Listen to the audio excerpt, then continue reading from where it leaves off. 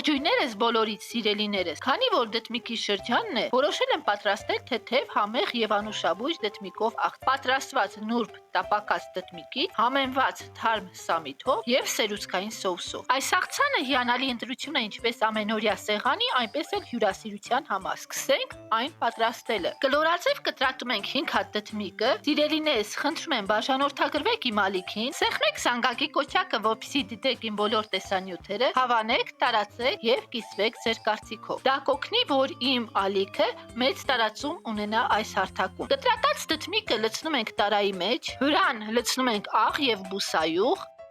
եւ լավ ձեռքերով տրորում ենք, որպեսզի այն ամբողջությամբ պատվի բուսայուղով։ Լցնում ենք այն յուղաթուղթով ծածկված տապակի վրա, այն հավասարաչափ տարածում ենք։ Դնում ենք 180 աստիճանի տակ միացրած ջեռոցը 20 րոպե։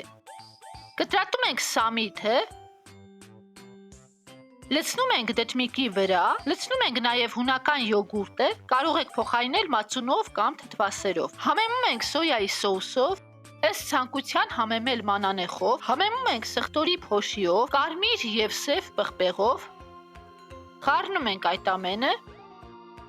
Ահա եւ վերջ, այն պատրաստ է։ Փորձեք պատրաստել եւ կիսվեք ձեր կարծիքով մեկնաբանություններ։ Հուսով եմ ձեզ դուր եկավ այս բաղադրատոմսը։ Սիրելիները, անպայման չմոռանաք բաժանորդագրվել իմ ալիքին, սեղմել զանգակի կոճակը, որպեսզի դիտել իմ բոլոր տեսանյութերը, հավանել, տարածել եւ մեկնաբանություններում գրեք ձեզ դուր եկավ այս բաղադրատոմսը եւ ինչ